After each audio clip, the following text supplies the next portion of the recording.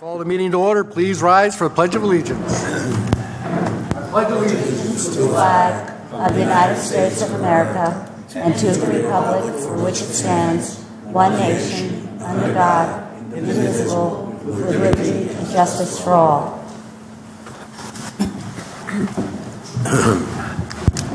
We have a statement in compliance of Open Public Meetings Act.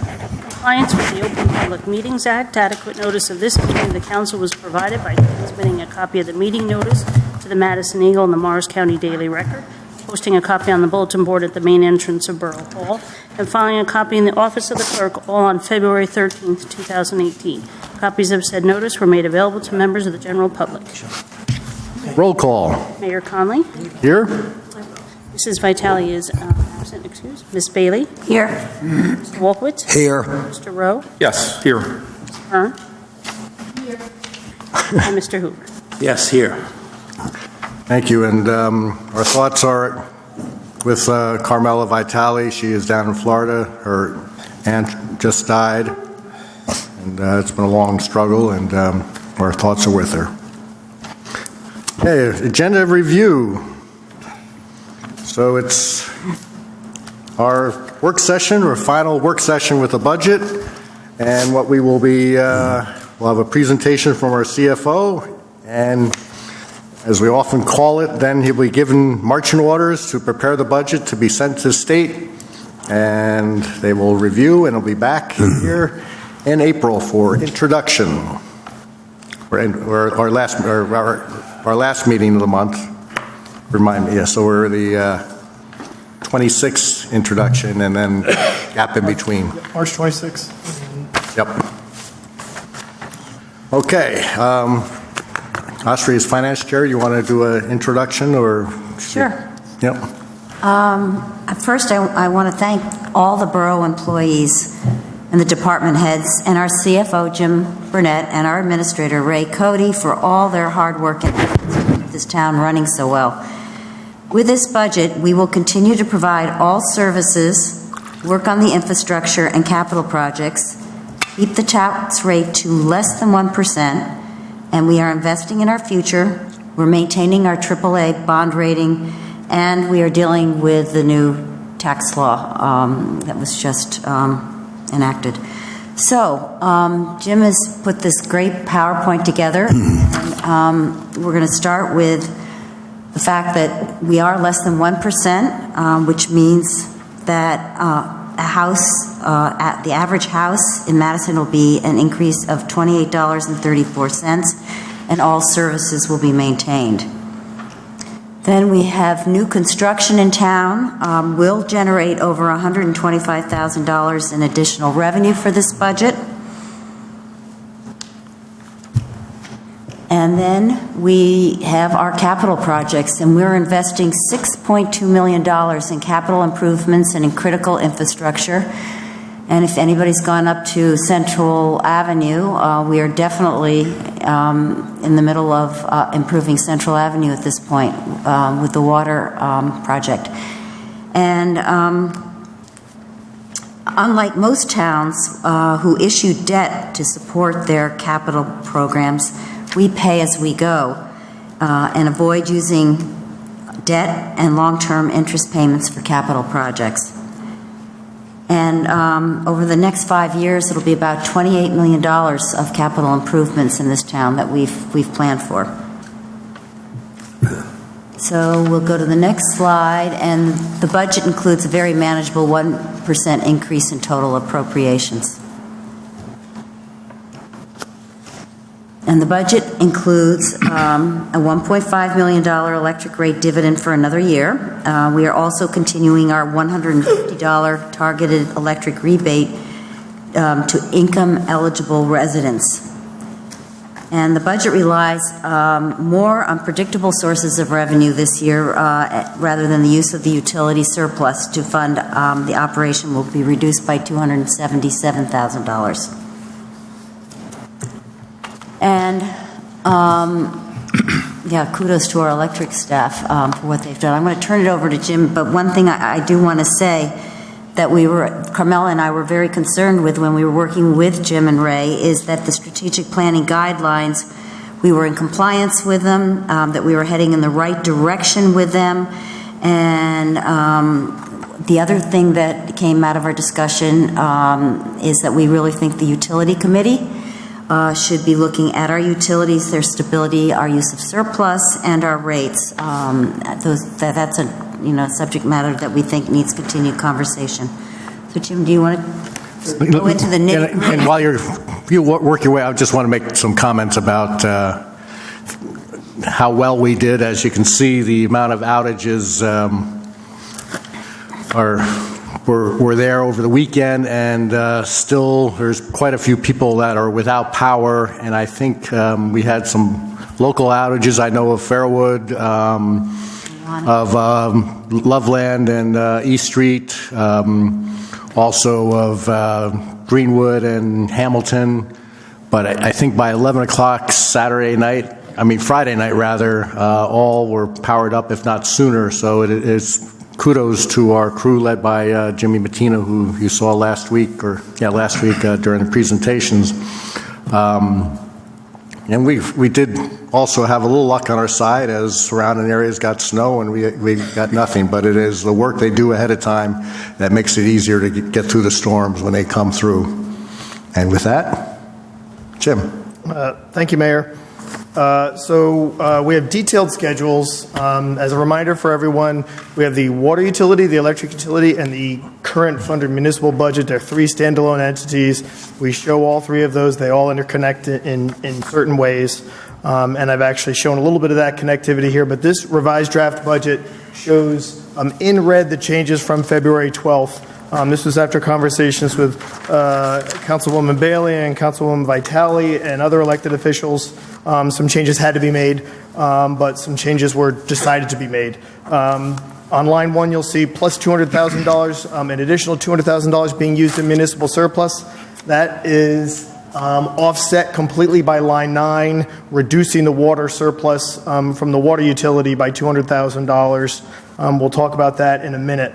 The $33,000, $685 in additional prior surplus was funds from a bequest to the police department that had lapsed into surplus that needed to be put back into the budget. So you'll see net zero, it's a zero change in that. The principal prior municipal surplus is plus $33,000, and then you'll look on line 21, you'll see plus $33,000 down there. That line is being increased by that so the police can spend the dollars that were given to them. Municipal revenue sources was increased by $100,000, and that's line 2 being fully offset by a reduction in property taxes from what we had originally proposed, from $242,000 increase down to a $142,000 increase. That, as Councilwoman Bailey said, comes in at, I'm not being cheeky, it just came in at 0.99%. So it's a less than 1% increase in property taxes for existing properties. So, and then the grant revenues, that was the other main change. There was an additional grant that was added in, so you see that that's a net, really zero impact on the budget, and that grant revenue line 7 went up by $20,978, and the department operating expenses went up by $20,978. And that's a Clean Communities grant. That figure came out, and we embed that in the budget. There will be other grants that will be brought to council as we receive them, and we insert them into the budget as we have done in the past through a state-approved process. This is unchanged, the municipal surplus. I just point out that the balance on line 8 for 2018 of $9,182,000, we've taken out the $100,000 that was directed to the tax appeal reserve by council on February 12th. And I'm showing some of the connectivity that the $4,824,000 on that schedule is what's coming back in line 1 on the budget. So I'm trying to enhance and show people the connectivity. So if you look at line 1 up there right here, this $4,824,000, that's what's coming from the municipal surplus. Always good to think of municipal surplus as retained earnings of the borough. It's revenues above expectations. It's appropriations or money that was budgeted for that wasn't spent. Those are the two main drivers of municipal surplus. And this chart, which we've been showing to council for years, is also part of the audit.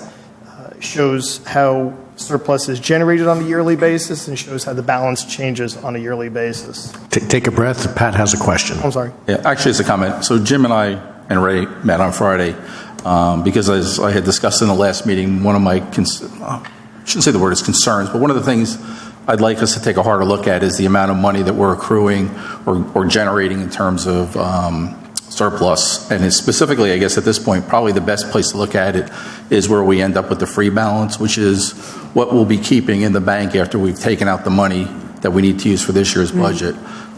It's growing by $500,000 this year. It's increased significantly in my time on council. I would like us to try to pick a number or a percentage of the budget and hold it to that number or lower. And if it starts to creep above that, just put additional surplus money back into the budget. And if necessary, then take less money out of the utilities as we did this year, primarily from the water utility, because that was starting to become a concern. So I think, I would prefer if we lowered it a bit this year, but I definitely want to, by next year's budget, have some sort of, if you want to call it strategic plan, or at least a guideline added that says that we're going to try to hold it at a certain level or less. Because I don't think it's in the taxpayers' best interest for us to hang on to, more than a certain amount of money that we feel comfortable we need to have in the bank, because after that it's just, taxpayer money that we're hanging on to. Ben? Yeah, I have a somewhat different take on the same subject. We have expressed concern in the past that too much of the budget is funded through the surplus of the electric utility. Mm-hmm. It slowly is increasing, i.e. the amount we're funding through other means. Mm-hmm. But it certainly hasn't gotten to 50%. I think it's 47 and change this year. So you have to look at, if indeed that's still an important objective, I'm not sure it is, but let's say it is, then you got to ask the question, where else can you go? And it seems to me the where else you can go question is either the water utility and or municipal surplus. So I'm just concerned that we not build in conflicting objectives. No, I understand. I think we should probably take some time one day and just kind of go through the various scenarios, like what if we did this? Because you're right, you kind of push a block in one place and something else pops out.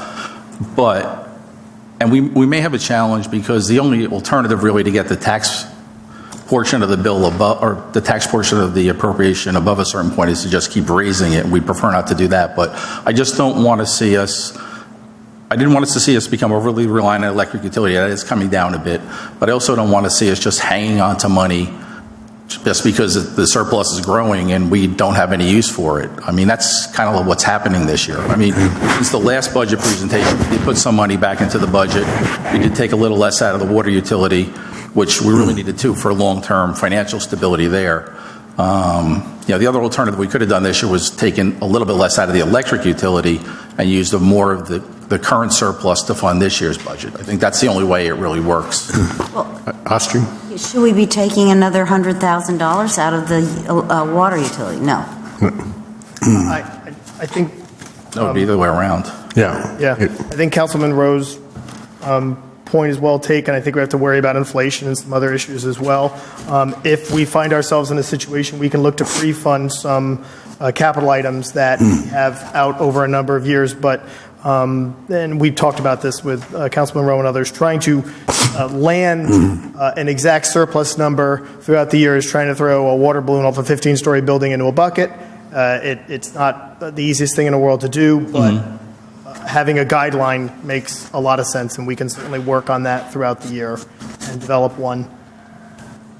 And as a reminder, a significant amount of the surplus growth this year was lapsing appropriations, and we continue to realize more of the construction code revenue, but I just feel as though there's a very strong possibility that construction will cool off a little bit.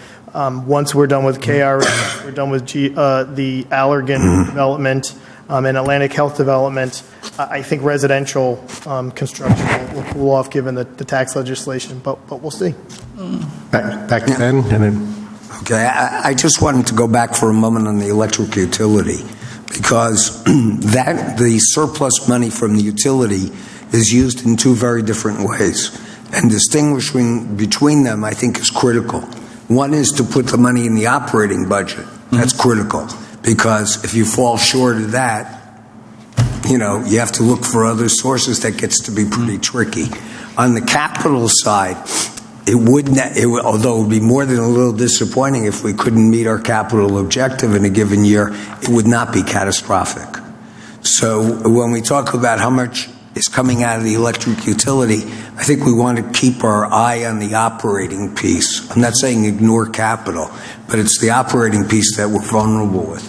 And also, Jim just mentioned something that I also think bears consideration as we go into future budgets, and that is that we have enjoyed a protracted period of very slight inflation year over year. That is unlikely to be the case much longer. And once that happens, there will obviously be increases in our budget that may push us to increase taxes more than we're able to this year. So it's just, it's the other side of the coin. I understand that we seem to be, building up some funds, but I think over time, and if I'm wrong, certainly I would do other things with the funds, but I believe over time, what we'll see happening is inflation will lead into that. Yeah, I think it's very valuable to have that cushion coming into the next few years. Okay, and for those watching at home, Councilman Wolkowitz mentioned two different items, so I brought back up the revised budget document. Line 8 and 9 show where surplus from the water and electric utility is used for operations, and line 11 and 12 show where electric utility surplus is used for capital and debt. So just wanted to bring that. So with the, I think we've covered everything regarding the revised municipal surplus schedule here. We'll jump to the electric utility. There were no revisions to this schedule as per what was presented earlier in February. I did just denote as well where that surplus number that Councilman Wolkowitz was just talking about is coming from, and it's line 13. So if you look at 2018, 705, a little arrow there, right here, that's 705 is where we get lines 8, 11, and 12. And I actually referenced that right there. So that is where that money is going into the budget out of the electric utility to support capital, to support debt, and to support a smaller and smaller amount of operations. And that's certainly my goal. One quick question. I only realized this looking at it today. Why is the capacity charge this year going up by such a large amount? It's almost $700,000, which is like a 30-some-odd% increase. And then you're showing it going back down in the subsequent years. So that is an annual auction. That is done, and that is done through the reliability pricing model, and that's the price that comes out, and it's, Okay. here you go, you got to pay it. So we know it for the next few years, but we don't know it beyond 2020. We thought it was going to go up significantly with new guidelines based on the polar vortex and a lack of generation being available during the winter, that they put stricter restraints on the generation, and therefore, because there were stricter restraints, a lot of people were anticipating capacity costs going up. It appears as though they're not going to go up. It appears as though they're going to stay stable for the next few years after this bump, but that's just the price that they set. So are the next 2 years certain, or they're just someone's educated guess at this point?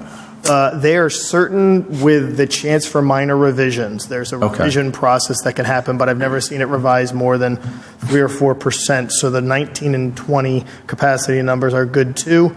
Jumping down to transmission, as you can see, such a big jump in line 7. So for those watching at home, we were just talking about line 6 on this chart capacity, and the bump in 2018 going from 2017 to 18, 2.3 to 2.9.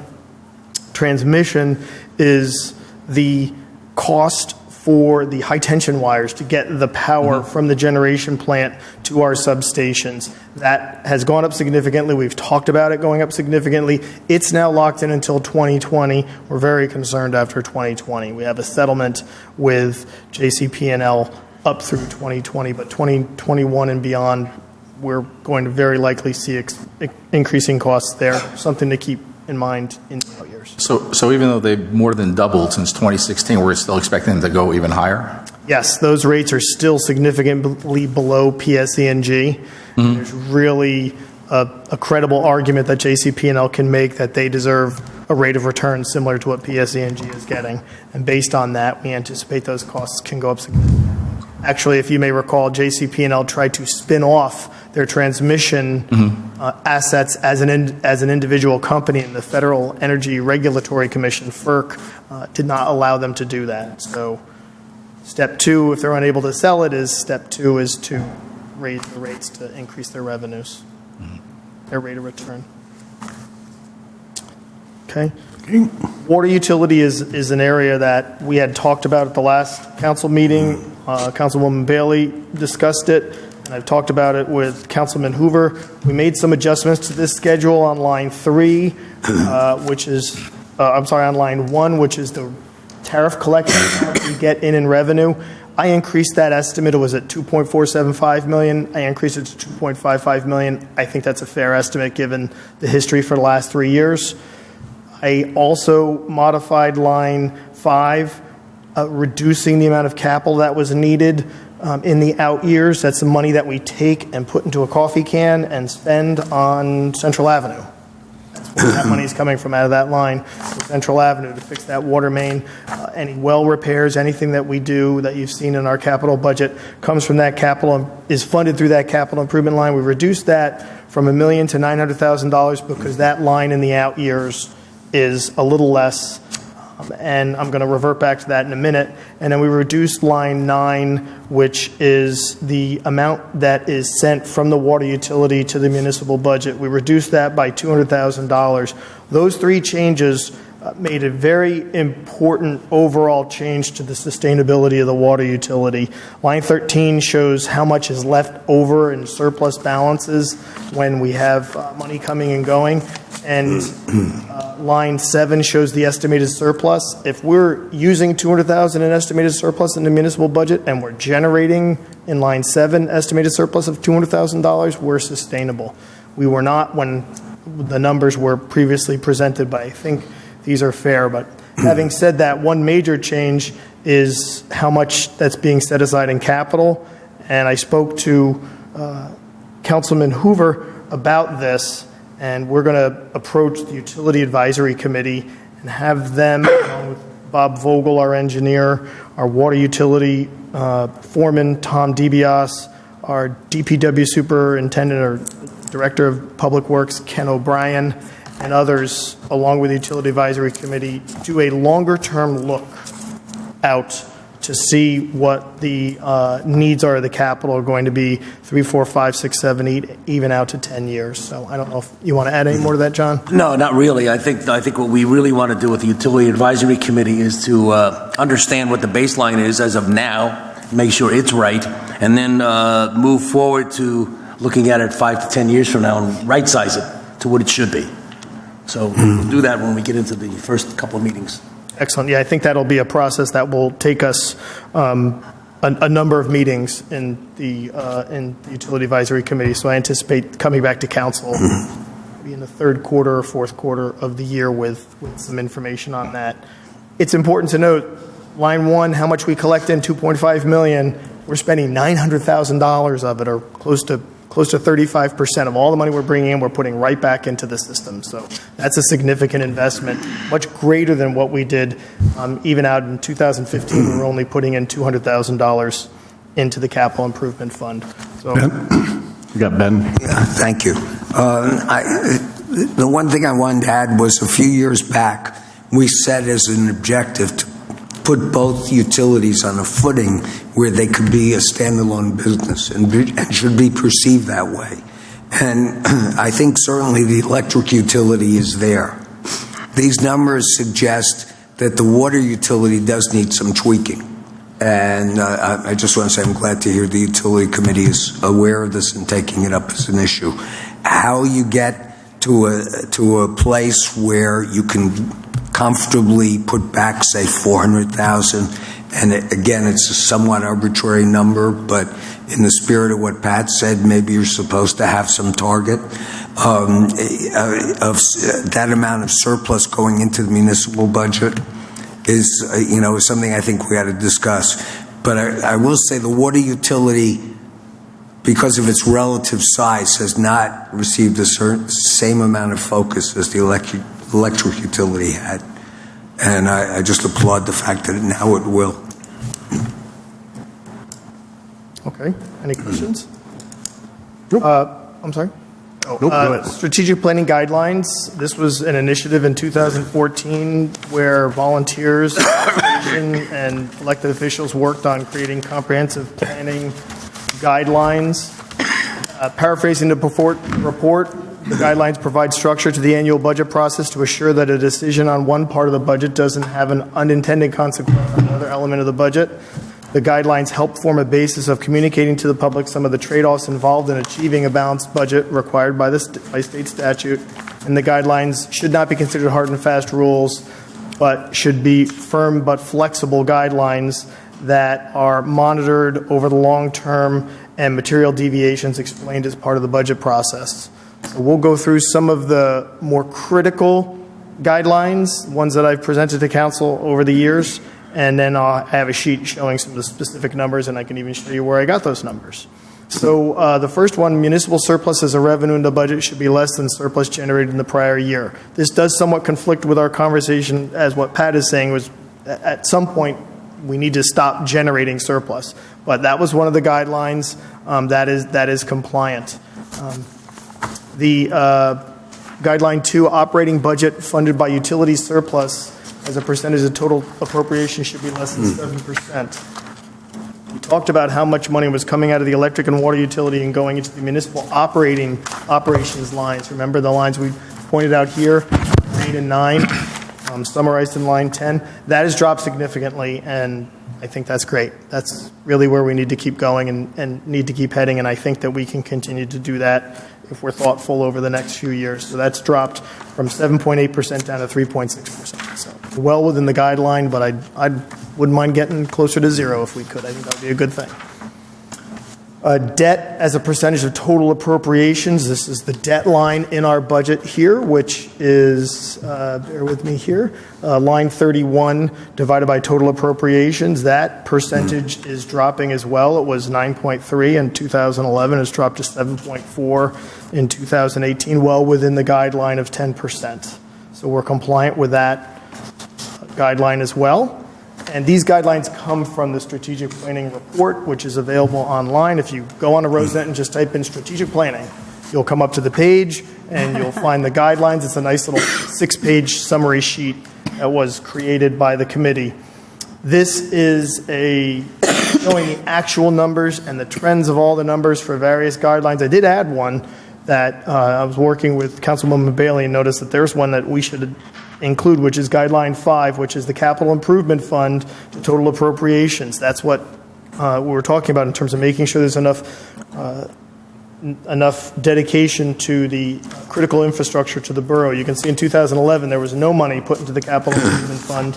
Those were tough times. You can see since 2016, this is the bottom line here.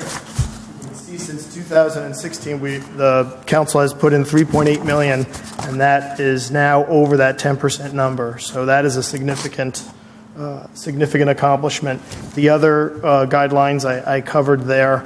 Guideline 1B is where we may be getting to a point where the municipal surplus is too high compared to total appropriations, and where, as Councilman Rowe suggested, we may need to look for ways to reduce that. Any specific questions on these numbers? Guideline 2, I'll correct that. It's underneath this is budget document, lines 8 and 9 divided by, divided by line 33. Thank you for the mayor for pointing that out.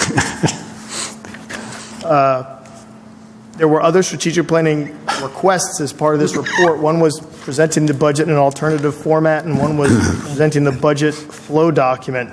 This is the budget in an alternative format. It has much more reduced numbers and shows very specifically funds that are dedicated towards capital versus revenues and alike, and I think that's just a different way to look at it. So some people may feel more comfortable in this format. Some people may feel more comfortable in this format. So we have that.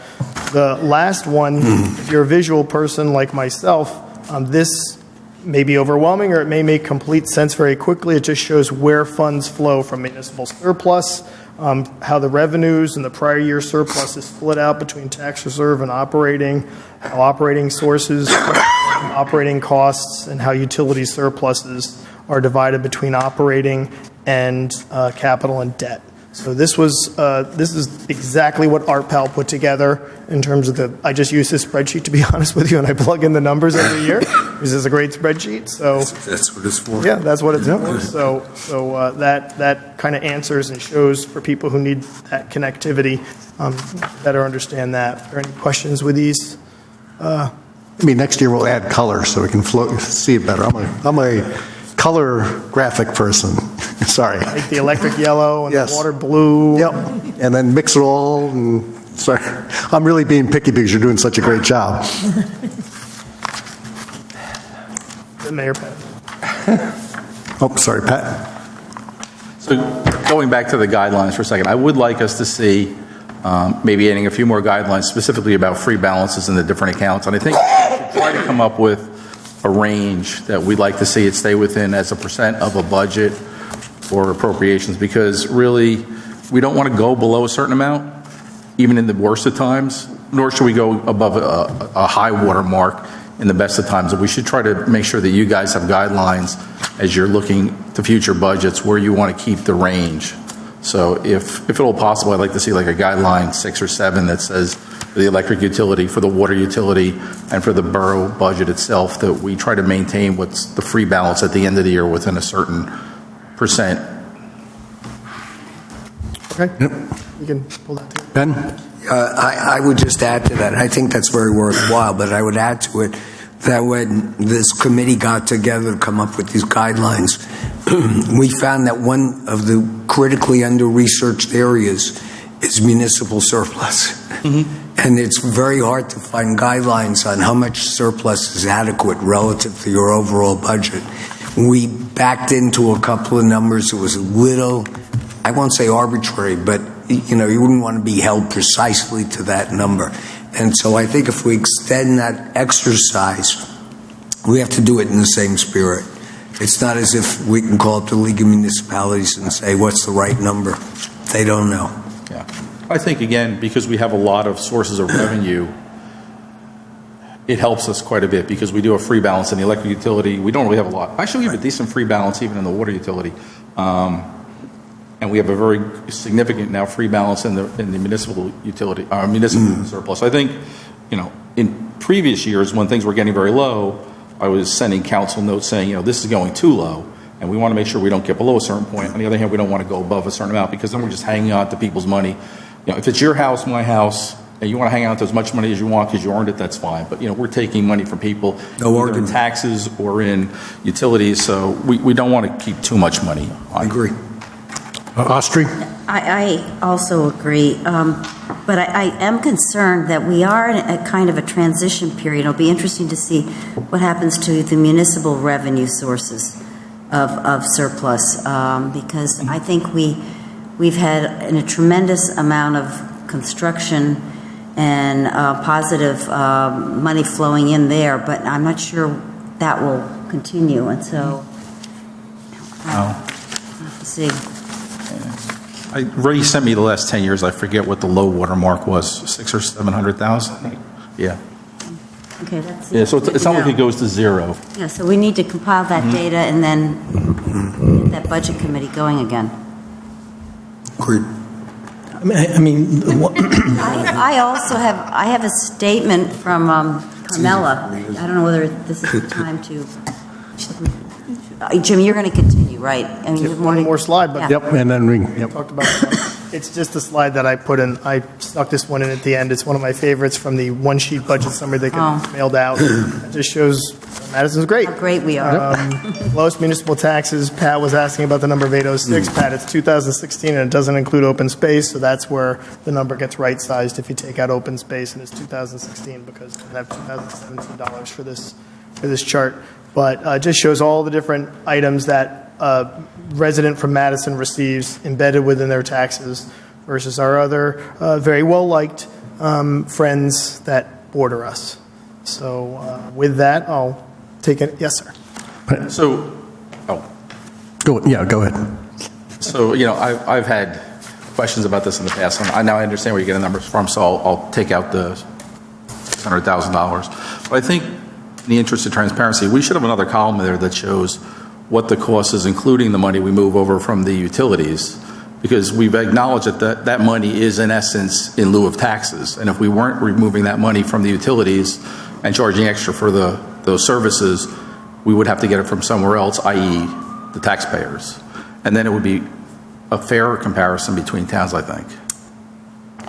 I think I would disagree. One of the words that bothers me is the word of surplus for both utilities, because what I would like to call it is proceeds. It is the fact that we run a utility, as Ben pointed out, it should be run like a business, and when you run it like a business, it creates a profit, not a surplus. It creates a profit because we're selling at market rate and providing an excellent service, and the proceeds then are reinvested back in the community through operating and through capital. So this is a municipal tax thing. You could say that, all right, in the other towns you're paying this to PSE&G or this to JCP&L and getting zero back, and here you're paying, and this is what you're getting back. For example, Chatham Borough has a sewer charge. It's just another revenue stream that they have. It shows up as a municipal revenue. We don't have that. So, I mean, if we were to split that out or show that. Right, yeah, it gets a little muddy. But we do call that item out on here as something that's not included. And we're not calling out the fact that we're paying for it. And, if you want to talk about market rates, if you compare us to the surrounding towns, and if you just took the difference between what they're paying for electricity and what we are, and counted that as surplus, then you could add that back in and say that would be a fairer comparison if you didn't want to go with the whole surplus. That gets a little muddy too, because you've got what they're all in cost, not their kilowatt, and I think Morris Township right now would probably be willing to pay a little bit more if they were part of our utility. So I guess that's a no. Okay, Carmela wanted me to read this statement into the record. I would like to mention first the great work that was done by our Department of Public Works, Electric Company, and our police department with the storm we experienced this past Friday. We were lucky that Madison did not experience what the rest of the county experienced, but again, thanks to our electric utility department, especially Jim Mattina, the few outages were handled quickly and efficiently. Thanks also to Ken O'Brien and the Department of Public Work guys who worked hard to remove the trees. And thank you to Lieutenant Longo, who was in charge from the police department that day, who helped tremendously. Madison has a lot to be proud of, and I want to send my personal thanks to everyone. And I'm sorry that I cannot attend tonight's meeting, but I wanted to make sure I made a statement regarding the 2018 budget. So over the past few months, we have met with the administration and defined what was important to the town. So this year, we have what has been called a boring budget. No services have been cut. The dividend of $1.5 million to the residents is in place. The rebate of $150 to our residents is in place. And we are adhering to the Budget Committee guidelines and not transferring as much surplus to operating as we have done in the past. And my sincere thanks to Jim Burnett and Ray Cody, especially to all the department heads that worked hard on their budgets to keep the increase of this year's tax rate at a very reasonable rate.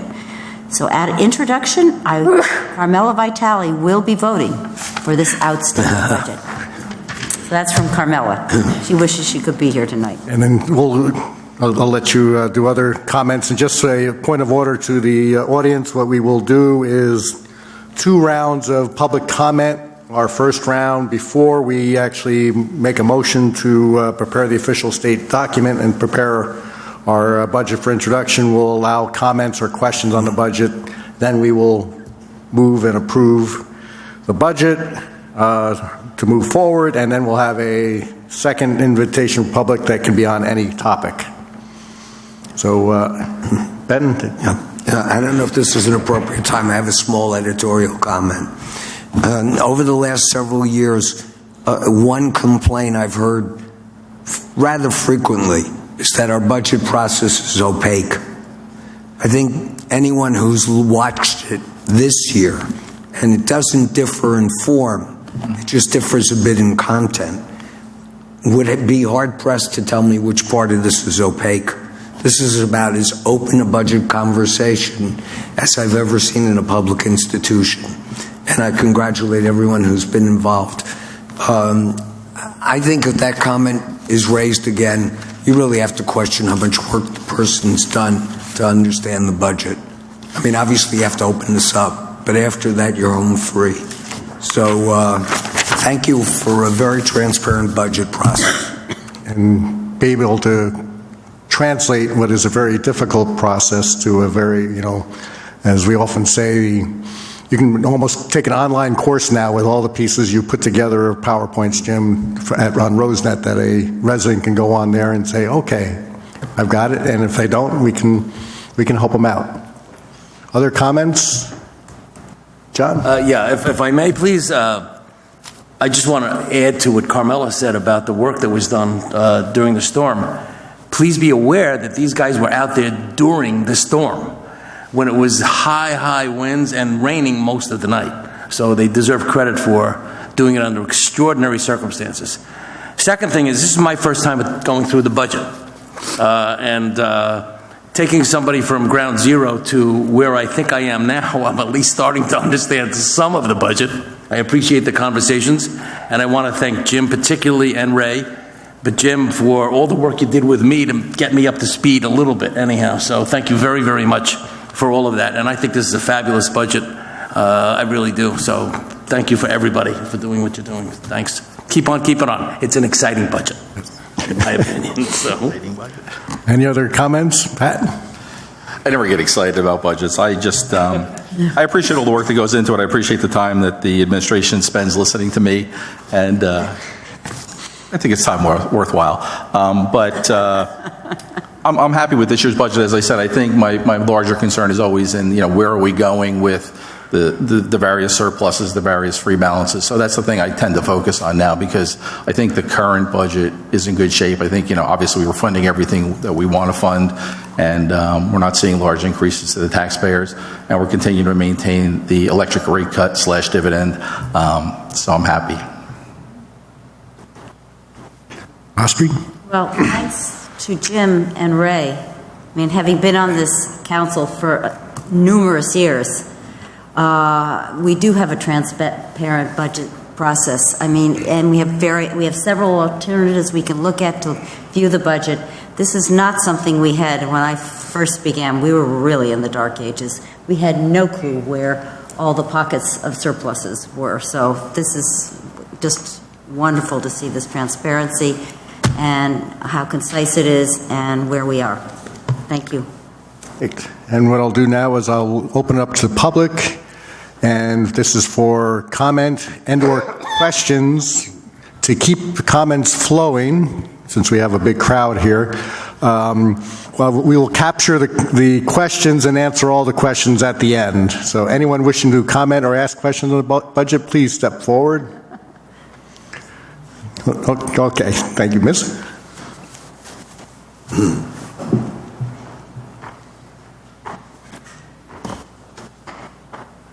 Hi everyone, Missy Elias, 40 Green Village Road. I just want to add to the compliments to the administration, council, mayor, having attended all 3 of the budget meetings. I think there's been 3 so far. I am most appreciative of all the hard work and the logic in the process. The initial meeting was, well, the first version, I guess, of this. And then the second meeting, we got to see what all the department heads not only had done last year, but what their goals are for this year. And now we're seeing the revisions that have been made subsequent to the first two meetings. So it's all logical, it's all transparent, as you've all said, and I just wish there'd been more members of the public who had attended the meetings so that they could see all the good work that's being done here. Thank you. And of course, we'll have this on cable and FiOS, and it will be online. And all the documents behind this, you can be watching the split screen, looking at the PowerPoint and the video recording. Anyone else wishing to comment or ask questions on the budget?